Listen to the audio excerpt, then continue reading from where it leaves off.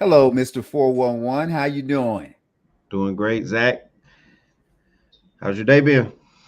Day's been wonderful, and I get to end it on a great note, so I have no complaints. Yeah, man. Had a great weekend, and now it's time for the NBA Finals, Game Five. So we're gonna talk some NBA, all that good stuff. We have a special guest in the building, so man, we got a lot to get done before the game, before the tip. Yes, we do. One of my favorite people. That's right.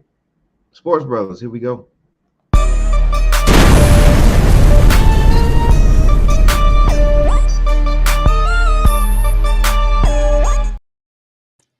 All right. Yeah. He's Zach. I'm Mr. 411. Today is June the 13th. The year is 2022. We are the Sports Brothers. Welcome to the show, everyone. And what we need you to do, we need you to do three things for us. Take a wild guess what it is, Zach. I would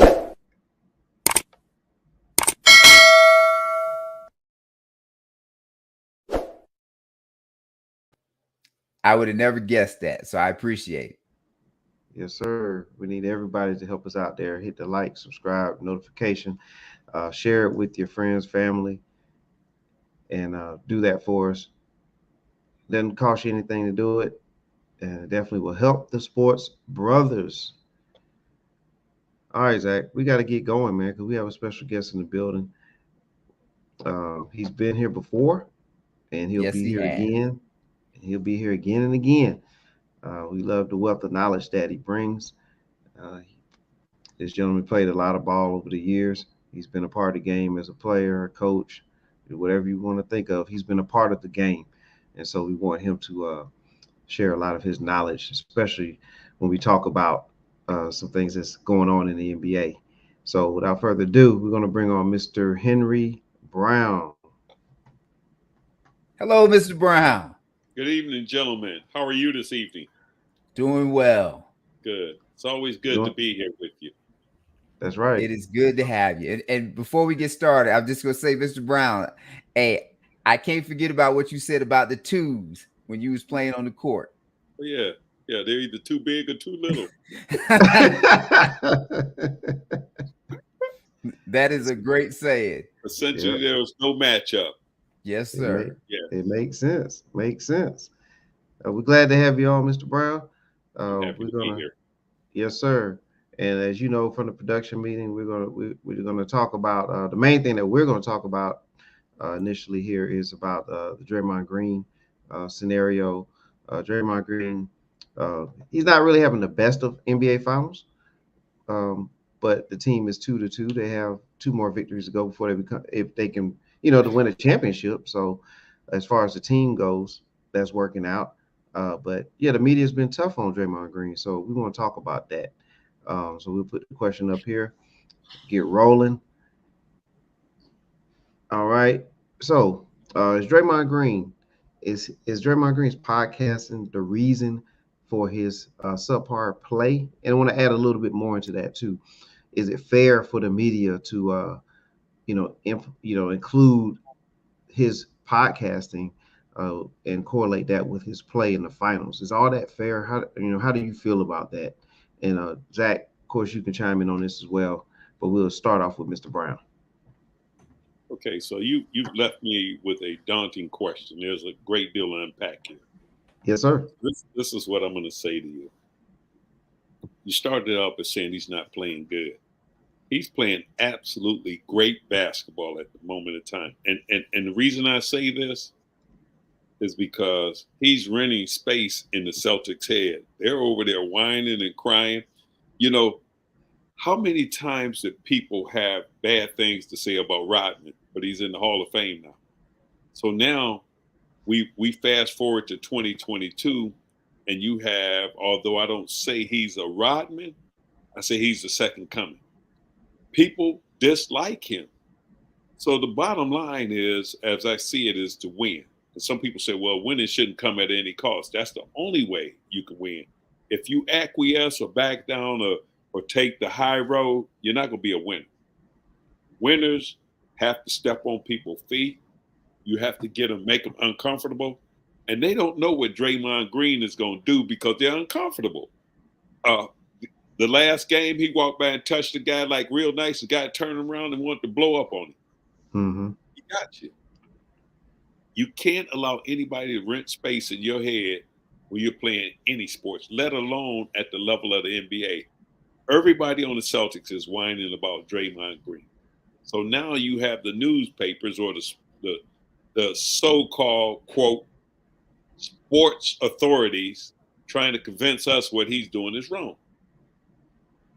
I find room to disagree with that. So, and again, Draymond plays defense on every play on the floor.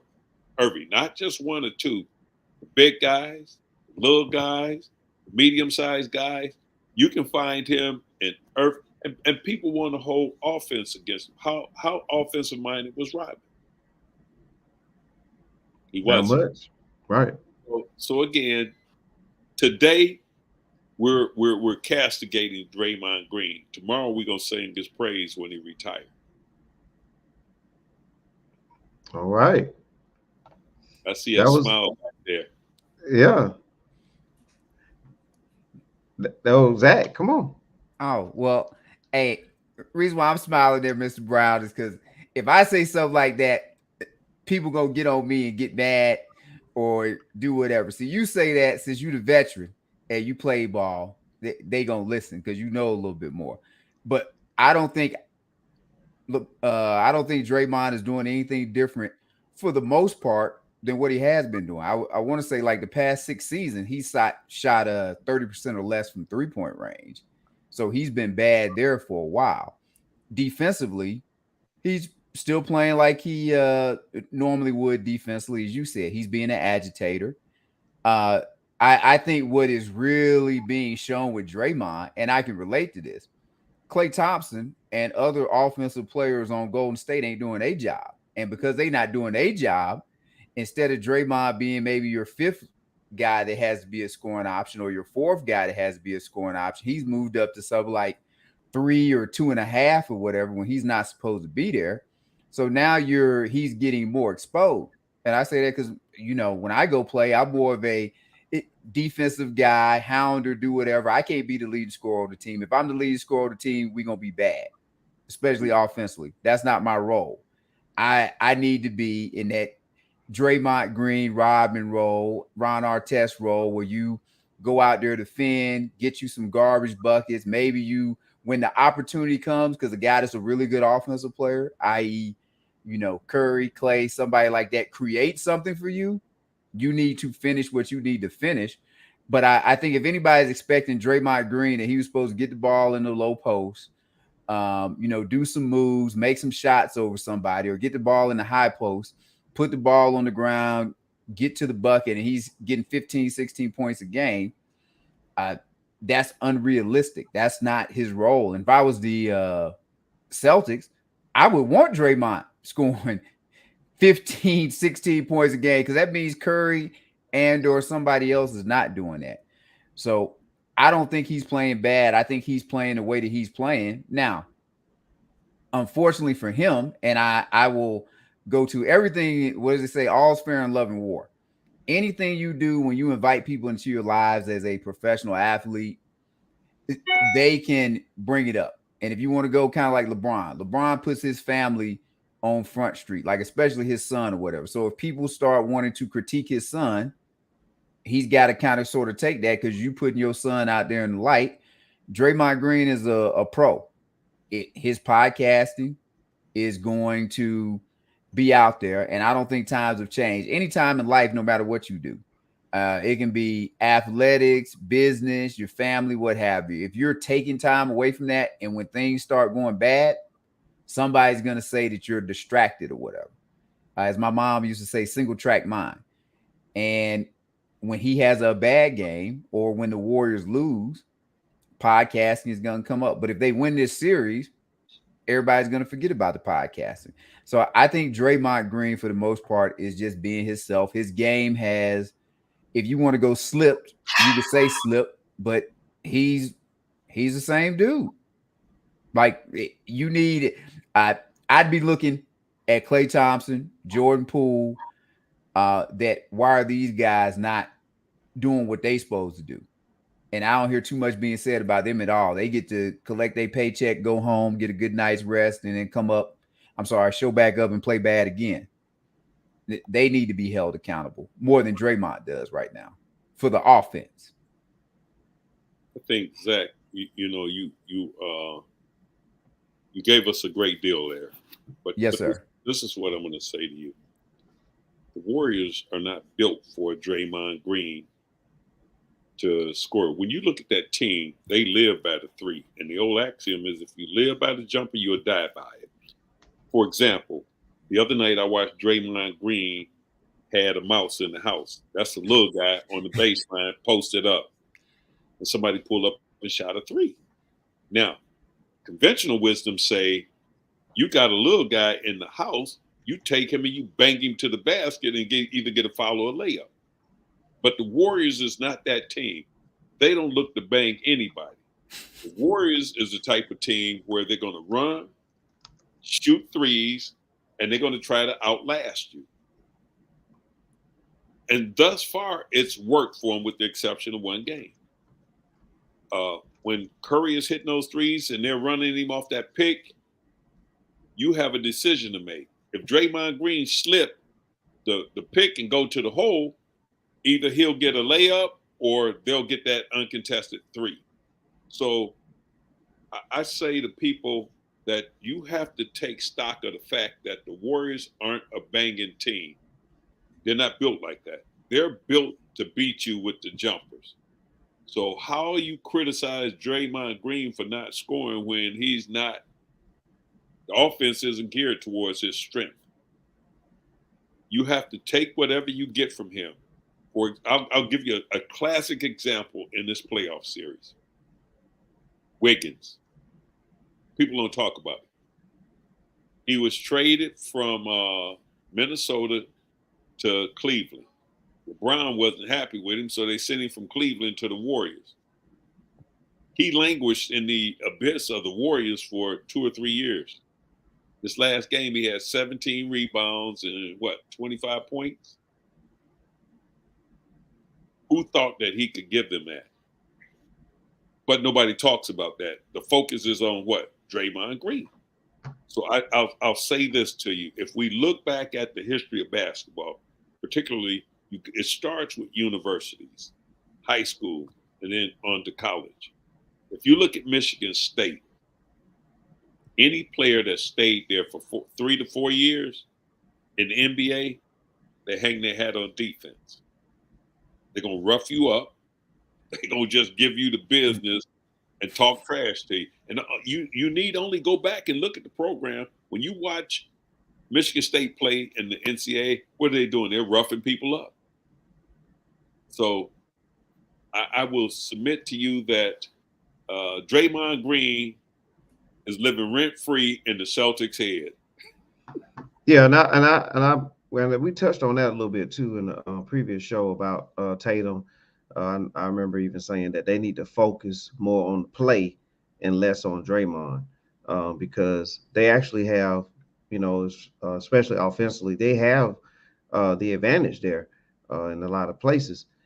But right now they're focusing too much on the antagonistic play of Draymond. But I think that the media, there are some things that you can't say about Draymond because, going 1 for 7 from the field, 1 for 4 in another game, 2 for 12 in another game. And those are 3 out of 4 games so far on that piece of it. Not that he has to be a prolific scorer, but those are the type of buckets that he was still making at one point in time. So I think that's enough for you if you can, if someone wants to criticize him on that part of it, because I've seen him miss a lot of makeable layups, makeable opportunities, not pull up jumpers and threes and stuff like that, because that's not really his game. But there's some opportunities in there that he hasn't really gotten that together. And I think even Steve Kerr pulled him for a little bit.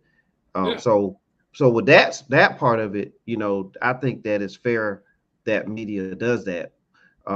But do you think that it's fair that they bring in the podcasting part of it, Mr. Brown? All's fair in love and war. You have to find a villain on every team. Okay, you mentioned young man from the Celtics, Tatum. Yes. Everybody had him labeled as the second coming of Kobe Bryant, right? Some do. Yeah. A lot of people have said that. Yeah. He's not. There are some people that have said that. He doesn't have the Mamba mentality. I'm just going to say that straight out. So Draymond Green is being criticized because he's not scoring. But I'm going to tell you what he's delivering. He's delivering abject fear. Brown went off on them in that one game. Draymond got on him, and he got on him like a cheap suit. He couldn't shake him. You wash him. It's too tight for you. Brown had a horrible game because Draymond was up in his face. And who took over? Yep. Tatum. When you rotate Draymond to Tatum, he get the same business. They get pushed, bumped, up in your chest. You can't just beat him to the hoop. So now you got to look at it from a holistic perspective. Who are these writers that are criticizing Draymond Green? Are they Celtic fans? I bet you don't hear this about him on the West Coast.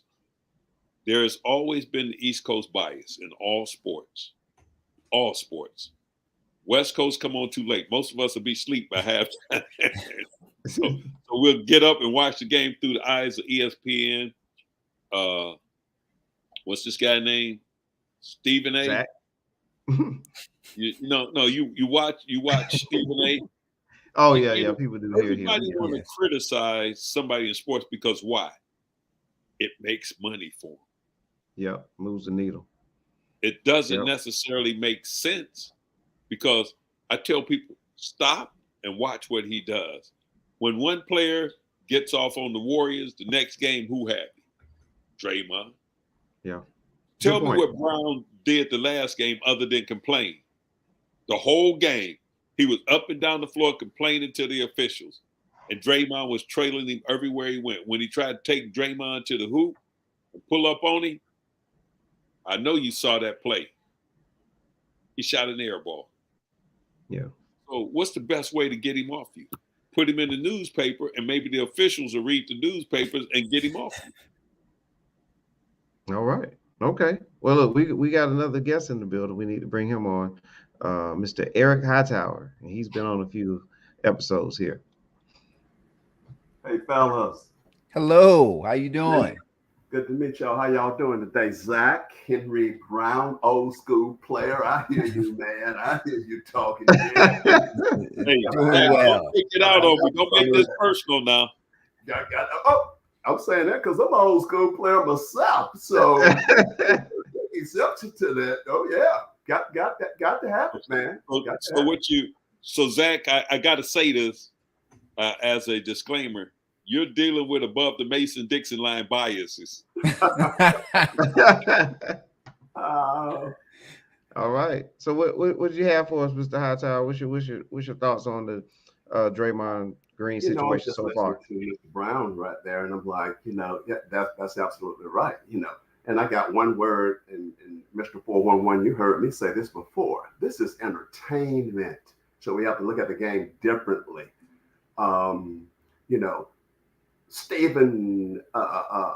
Steph Curry changed the game almost that in which of Tiger Woods. 2015, I said, no way, nobody can continue to shoot like that. But the game was evolving. 2013, by 2015, on the NBA level, Curry had brought it to a new level. That's what these young fellas are doing now. Whether we like it or not, this is the way the game is played now. Who can shoot the three?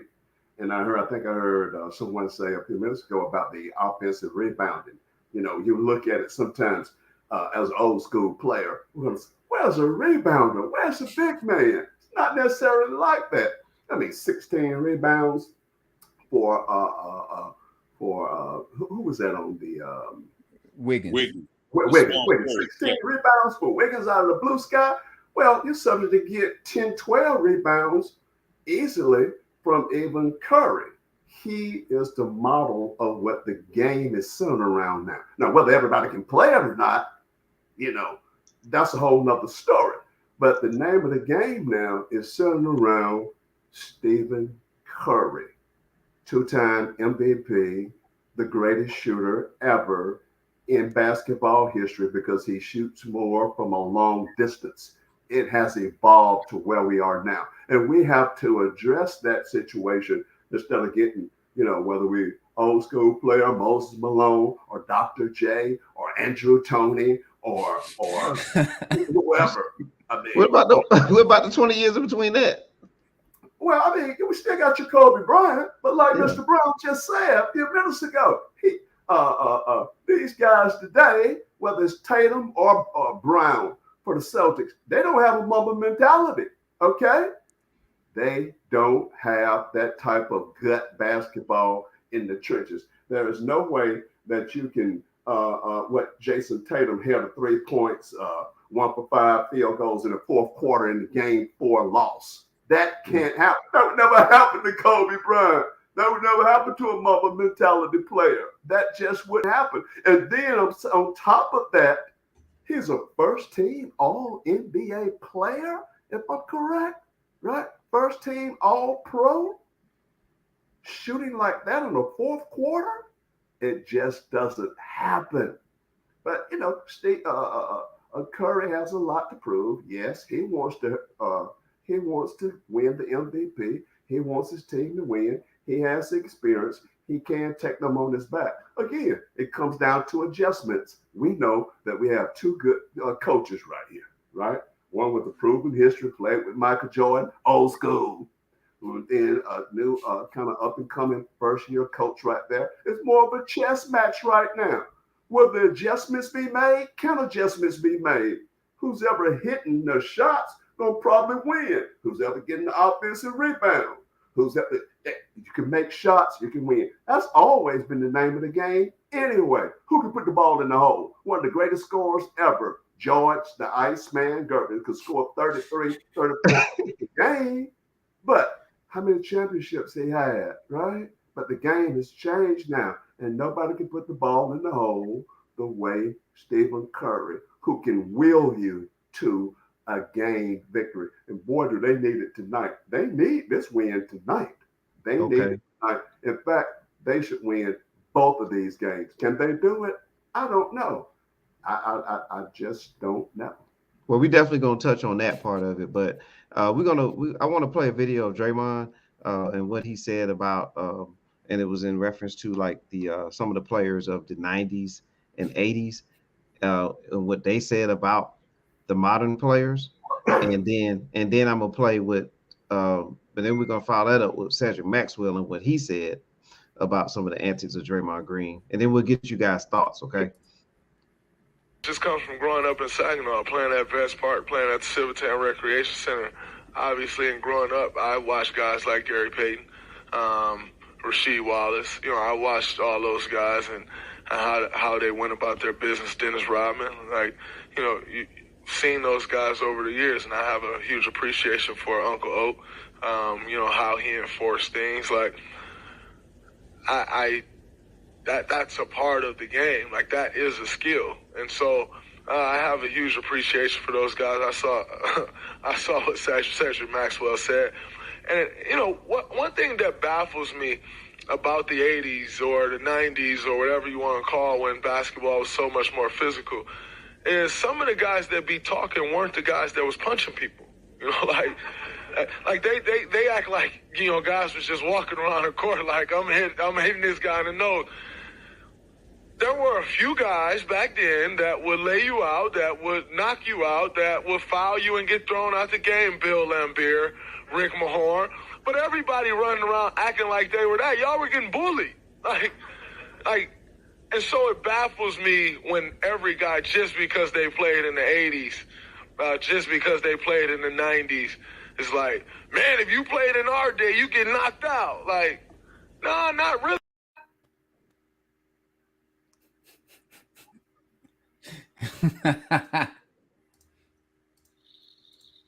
He said a mouthful. All right, about a 30-second clip. That shit Draymond Green was doing during the 80s, he got knocked the fuck out. See, but that's a whole different. That's a difference in our basketball. Yeah, our basketball is different. This would have been up like, oh, the motherfucker would have put the ball down. Boy, this motherfucker, he would have took him out the air and broke him all. Boy, you'd have put him all the way over there. You'd have put him all the way over there. He was just on the thing. He was like, he just got to get out there. And what happened was, he didn't look right in practice, as I heard. They didn't look right in practice, so he didn't want to take a chance. He looked it right. He looked it right. Fouling ass motherfucker. Hey, listen here. Listen here. Fouling bitches. Hey man, what's up? All right, sir, how are you doing? I'm so sorry. 40, that's Cedric Maxwell. How you doing, brother? Hey, I'm so sorry. Okay, look, I'm gonna say this, and I'm gonna jump in, and I'm gonna do this, and much respect to everybody, but they basketball players. They all basketball players, and I was a football player. Like you tough, but you basketball tough. Just like I was tough, but I was football tough. You put me in a boxing ring with a damn boxer. There's different level of toughness to everything. Just like golfers have golf toughness or tennis toughness. So yes, the dudes in the 80s was tough and they played a different brand of basketball, but they don't need to act like they was in Vietnam and it was whatever. It was basketball. Like guys got hit. Like they always show that hit on McHale that he did to Rambis. That's an illegal, dirty hit. Like anybody can go out there. Like I'm not skilled, so I can go out there and back with Mr. Brown with his heyday. And if he's going up to go dunk it, I can run over and knock him out the air or whatever. That ain't toughness. That's a dirty hit or whatever. So if that's what they talking about, sure. Now if they talking about hand checks, if they talking about okay, that maybe you're gonna get some hard fouls. Can you get up and get from the hard fouls because they ain't gonna call flagrants and all that stuff? Okay, but now, and I can't go back as far as you can, Mr. Brown, but I saw Reggie Miller play the NBA.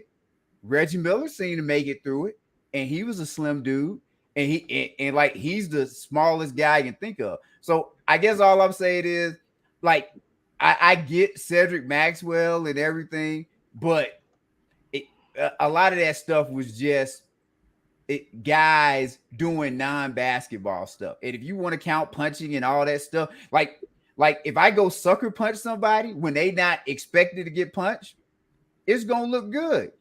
Let me go punch somebody that, as I said, is boxing, that's expecting to get hit in the face and they gonna hit you back. Like it's totally different when dudes are gonna hit each other. And I guess that's all I'm kind of saying. Like I get everything is tough, but like if that's the basketball y'all want to see, and if cheap shots, and if we go back today, like they said, sucker punching somebody is what makes you tough, then totally different brand as far as I'm concerned. Let me. That was Cedric Maxwell talking all that, right? Yes, sir. He was talking to him, and he was talking to Gary Payton. So you have a player from the late 70s through the 80s, and you have a player from the 90s. Okay, so Mr. Hightower. Cedric Maxwell was not 220 pounds. He was some slim forward who ran off picks, shot jumpers. And I've seen Cedric Maxwell get his butt handed to him by Detroit. I seen Bernard King tear him up so bad that he had to go to the locker room with feigning injury. I'm telling you, everybody who's tough nowadays that played in the 80s, they're radio tough. They wasn't tough on the court, and I've seen it. I've watched them.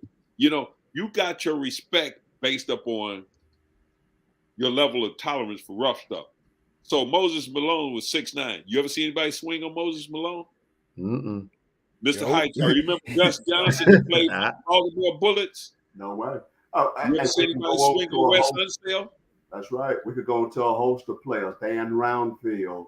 A lot of tough guys, guys back in the NBA, if they weren't going to swing on. And people knew that this is that's not the one you want to run up on because you're going to get what you asked for. We're in a trend. It's always evolving. That's the good thing about this. we are always evolving. Have you ever just thought about how sports mimic society? I mean, sports Yes. is a society, society is sports. This is what we are. You know, it's trending, and we have to accept a lot of this stuff. It's entertainment. Again, when I go to the Atlanta Hawks games, and I'm kind of sad to say this, I don't really go to see the Hawks. I go to see visiting teams, you know, whether they're playing physical or whether I go to see the brand of basketball, the finesse, the style, the evolution of where it is. I heard you mention Stephen A. a few minutes ago. He gets paid, what, $12, $13 million a year to do what he does. I don't understand why most guys I talk to don't like Stephen A. He's more accurate than inaccurate. But again, he's entertainment. Okay? And this is why he get paid the bucks to do this. I just Well, go ahead, Mr. Brown. We'll go ahead and get your knowledge. there are two types of people in this world today. When you think about it, there is the keyboard hero, the guy that sits behind the screen and threatens everybody. All right. And then there's the guy with what I call distance courage. The further away he is from you, the braver he is. Now, Amen. You know what I'm saying? But when you get up on him and he talking that trash, it's like, oh no, that's not what I said. So we talk about.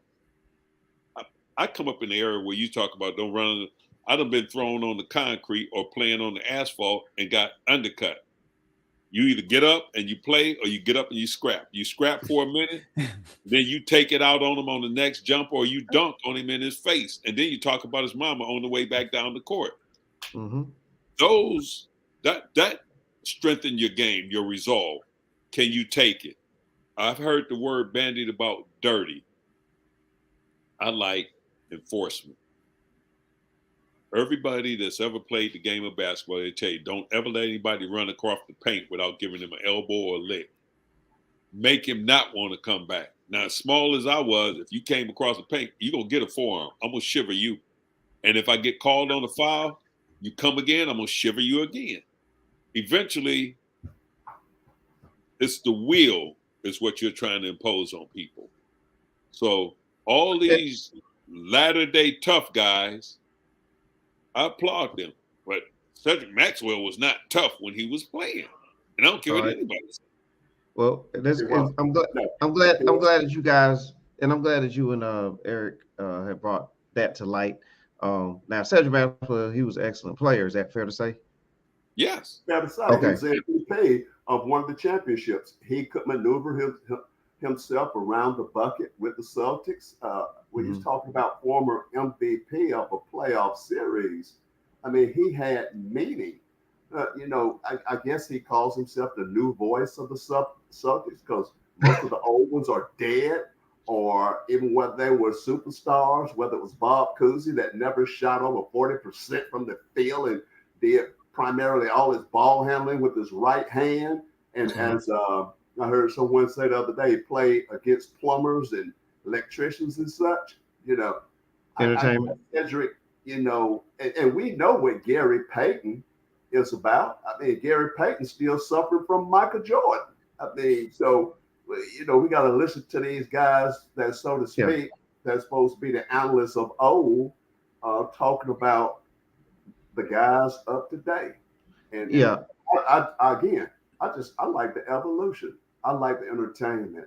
I like the sport that I play, and I like it. It's for entertainment. It's for fun. It's competitive. You know what, guys? I'm gonna tell you something. I told you, Tyrone, I probably wouldn't be able to stay on long because I had one of my best friends that's visiting me. He was my point guard, and he's here this evening with me at my house, and we were laughing because he used to tell me, he'll tell you I was averaging 29, 30 a game, but you know what he'd tell me?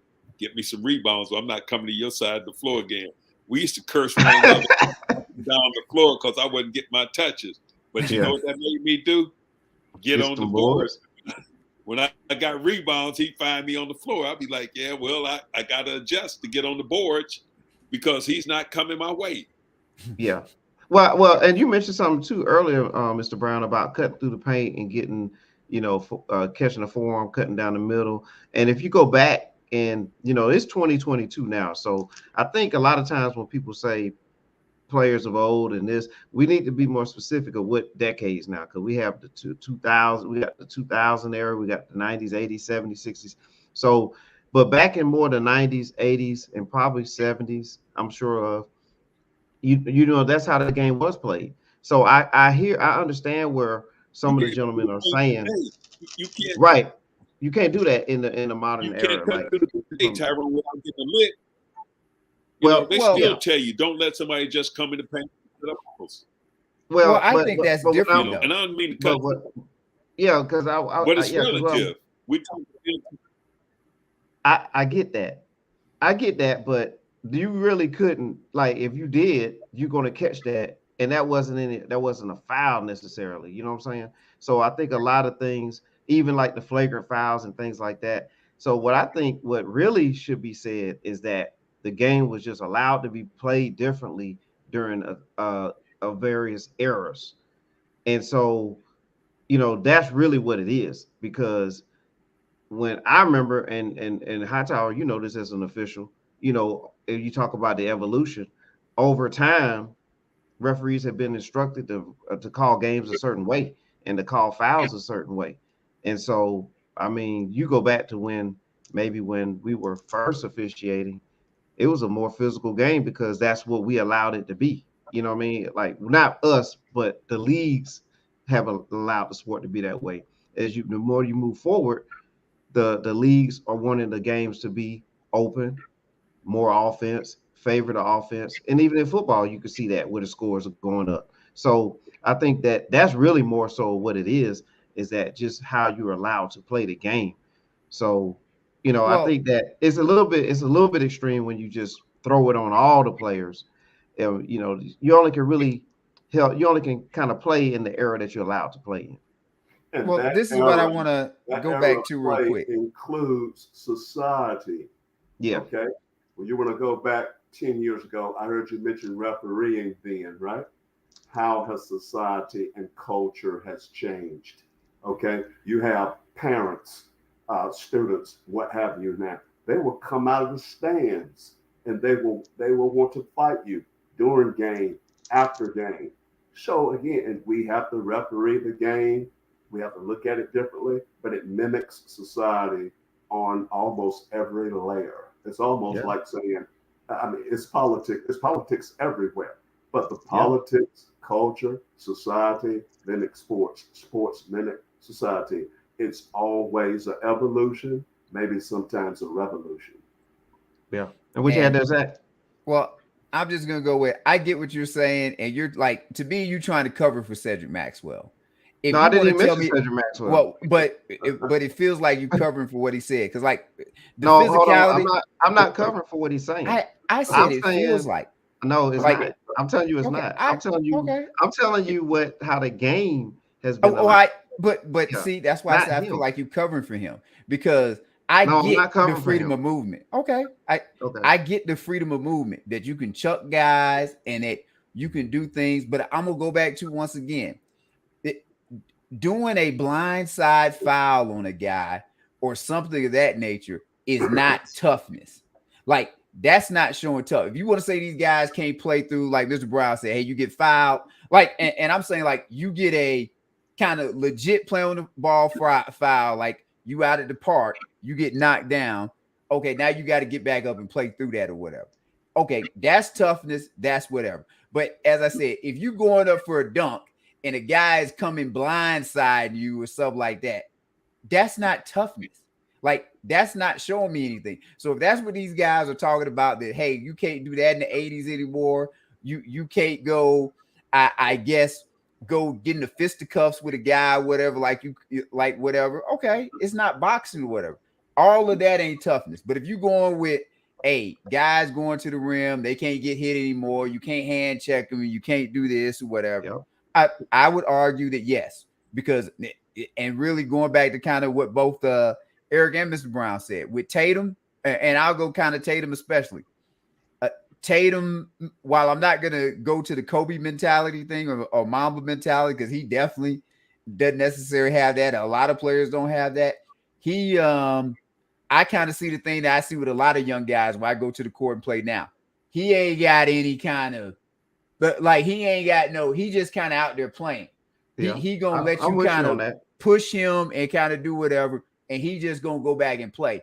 He ain't gonna maybe do anything to kind of give himself any kind of physical edge. He's just kind of going with the flow instead of getting something established. And that may be what a lot of these young guys are doing now, whereas back in the day, somebody was going they gonna come back at you, i.e. why Draymond can act out, he's acting, and like ain't nobody doing that. Yeah, because that's what we talked about, Zach. Remember, you brought that up on another show. Is that with Draymond and the antics that he's pulling, who's the guy for Boston that's going to check him? On that. And I haven't seen anybody check him on that yet. They for whatever reason, and I'm not going to say they're afraid, but for whatever reason, don't nobody want to. I guess tell him he need to calm down or whatever. And I think somebody should.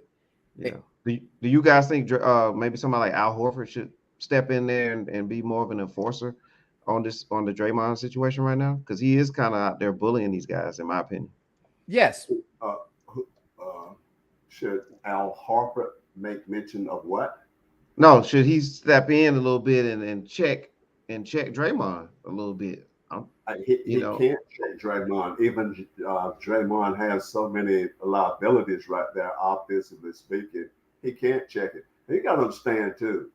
I think it is my personal thought too that was a deliberate step under Draymond under Curry's foot the other night by Harper. I also think the use of his body was deliberate. And you got to understand Al Horford is a competitor. He's been around a long time. Pretty crafty, pretty smart guy. Yeah. And his mind is on winning a championship. Call it toughness, call it, like slick play. But I think that I don't think he should say anything. I mean, we're down to last 3 games, maybe last 2 games, right? And Al Horford just wants to win because he's never been to this point before.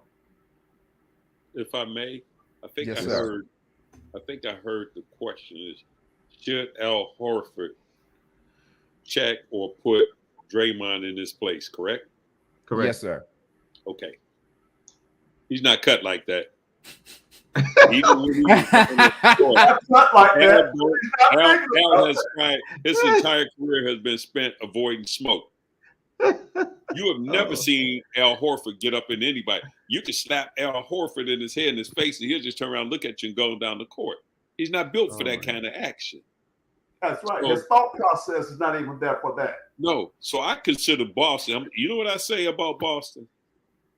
Until I call them the Charmin of the NBA. They just soft.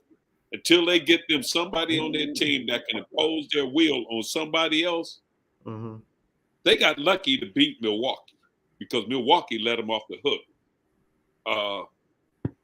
The Not to mention Middleton was out also. Yes, that's what I'm saying. They got lucky. But to say who on Boston other than the guard, what's his name? Smart. That's exactly what I was thinking about. That's the only person, but he's too small. Right. That's why I threw up Al Horford's name, because I'm thinking maybe he's probably the only one that that could do something like that. But now, Mr. Brown, I'm gonna come back at you because they always say it ain't the size of the dog in the fight; it's the size of the fight in the dog. And I agree with Smart, you. because Draymond is bigger than me, but you can best believe if I was out there, it is what it is. And I'm saying if Marcus Smart is, as you said, about that life, or all these quote unquote dudes that are tough, because right now anybody on Boston that is quote unquote tough after this series, they can't talk tough. Because if they was tough like that, I ain't saying they got to go out there and get a fight, but they should kind of let Draymond know, hey, we here to play basketball, not do all this extra stuff. But if you want to do this extra stuff, watch tonight on the matchup strategies and how they're played. Again, we all know that Draymond is a good help side defender. He cannot stop anybody one-on-one straightforward. Whoa. Oh, my goodness. He does not have the good foot movement to do that. Watch his feet. He's a good help side. He's a team leader. He's a good player. He plays smart. Look, when he doesn't have to move his feet that much, he can play down underneath the bucket the way he did the big guy from Denver. When he's out on the post, and let's say if he was to get somebody with feet on a ball handler that can go, he can't do that. He's so versatile. But when you break him down, help side defender, he cannot challenge anybody one-on-one that has speed, a primetime player. If he had to check Curry, he could check Curry. Well, it's a whole bunch of people. It's a whole bunch of people that can't check Curry. Very few people can check Curry. Now, I want to say two things. I can't even here. put Zach on Curry. My first one is for Zach. All right. Yes, sir. It ain't the size of the dog; it's the size of the fight in the dog, right? Yes, sir. Your dog got to have some teeth. He can be a dog, but if he don't have no teeth, he can't bite. Mark doesn't have the skill. Marcus Smart is supposed to be a tough guy. Like in Oklahoma State, he was a quote-unquote tough guy. Now, Mr. Hightower, let me help you out. All right, because here you go. You jumped on Draymond. I got to get in here right quick now. Draymond had a hip injury. He missed 25 games. Right? Did you see the game where he shut Brown down and Brown was trying to get around him and get to the hoop and couldn't? The point of the matter is, the point of the issue is a shooter is going to have an off night, and that's the way it is. Jason and Brown, Tatum and Brown they haven't even reached the level of know-how. This is where Draymond's intelligence of the game, knowing the players that he has to play, knowing you're going to have an off game in there. That's all. You cannot stop Jason when he's on. These guys, they're not that fluid. They're not fluid here. They're not that as fluid on their feet. And when you get with such greatness as Draymond is, right? He has the ability to this game get 12 assists. This game stop Jason Brown. This game get 12 rebounds. Okay, but who'd you play ball for, Mr. Hightower? Who'd you play ball for?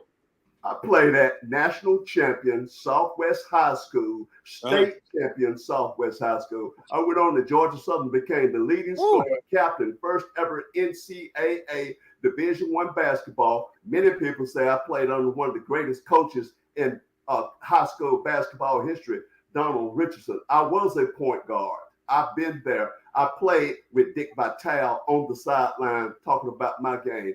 I've been there. I played with Glenn Rivers. I played with Derek Harper. I've seen some good basketball players. Okay. And again, okay. So if I espouse my pedigree, but I'm not, all right? I'm not going to do that. Okay. There were players I hated to see. Man, they get on you and you be like, damn, somebody get him off me. I tell him, look, get me a pick. But my average suffered when I ran into him. And I'm going to tell you something. I could play the game and I could score. And like I say, you're either too big or too little. You can't hold me. But there were players that I ran into. I was like, whew, when the game was over, I may have 20 points, but it was 20 of the hardest points I ever had. And I used to go, man, I don't want to see him again. Absolutely. You know? That goes back to what I said. Jason, you and me. We're going to have a good day. We're going to, oh boy, let me tell you something. University of Georgia went to a boxing one on me. I had 15, 16 points at halftime. University of Georgia went to a boxing one on me, shut me down. My former teammate, Terry Fair, hit a turnaround jump shot at the buzzer. Georgia didn't want to play Georgia Southern anymore. That same year, they went to the Final Four. Mm-hmm. Wow. So, I came up, when I played basketball, I played with a guy who, rest in peace, got drafted by Cleveland. When I went to college, he was the man.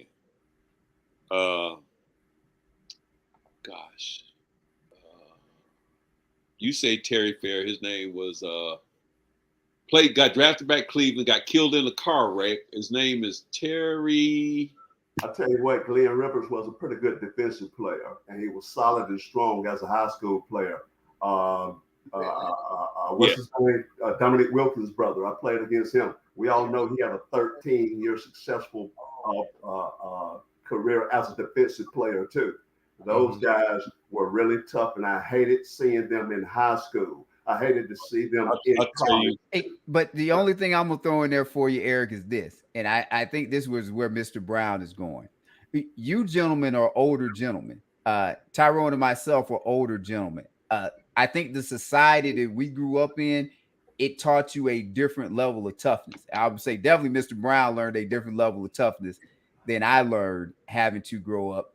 These individuals right here, when you look at Tatum and look at Brown, like I get what you're saying about Draymond, but they have, and it sounds crazy to say this about an NBA guy, a little bit of, if not fear, uncomfortableness when Draymond is in front of them. And I once again, I say I go play Tuesdays and Fridays, and I play against the young guys. The young guys don't like playing against me, and they have the moves and they have whatever they can get around me. But from a physical standpoint, a lot of them don't like the physicalness, and that helps with my defense. I think that's where he's going with the Draymond thing. That yeah, they can get around him, and they can get whatever. But some of the stuff that he puts on them, they would rather see, like, and we don't mention his name enough right now in this segment. Klay Thompson, like Klay Thompson is going unmentioned, and we got some stuff we can talk about later where I'm gonna mention him. But Klay Thompson's supposed to be a dude. He ain't been a dude on no level, and they not afraid of Klay. I think if you asking Tatum or Brown who they would rather have in front of them, they probably rather see Klay Thompson in front of them than Draymond Green in front of them defensively right now. And they probably, the further they could get away from Draymond, I think they would, even though they can, as you saying, get around him and all that stuff, because Draymond he comes with a junkyard dog type mentality. And if the referees don't control Draymond, it ain't nothing you can do with him from a Celtic standpoint. But it's about taking. So Mr. Hightower, you ever got put out of your comfort zone playing ball where you go, oh man, this is not what I do? So, I tell people anywhere from like 15 to 20 feet, I can hit 10, 11 jumpers in a row in the game. But when you get that guy to push you away from there, now you're out 20 feet, this ain't what I do. So you try to get by him on the drive, and then when you get by him, there's another dude waiting there for you. So now I'm outside my comfort zone. And that's what I see happening here.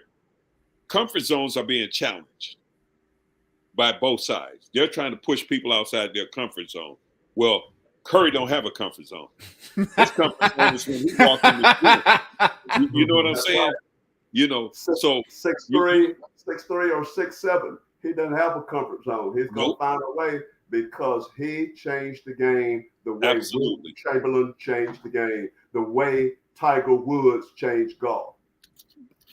I'm going to agree with you 100%. Hey, guys, I got to make a break because my buddy is here and he's looking at me all crazy. What's up, buddy? Hello, sir. How you doing? Hey, why don't we bring Buddy on after the commercial break?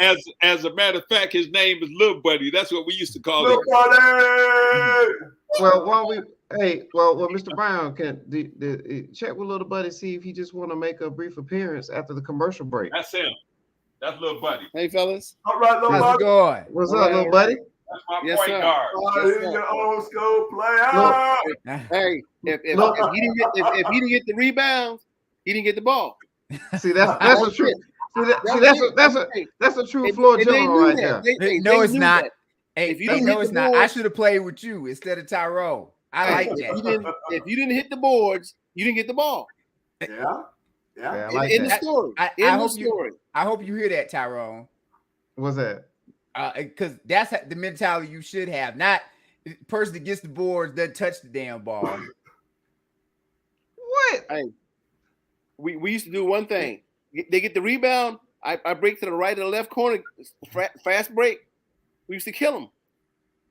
How you get the ball down the court so fast? Because I get the ball, the rebound to me on the side. I go to the middle of the court.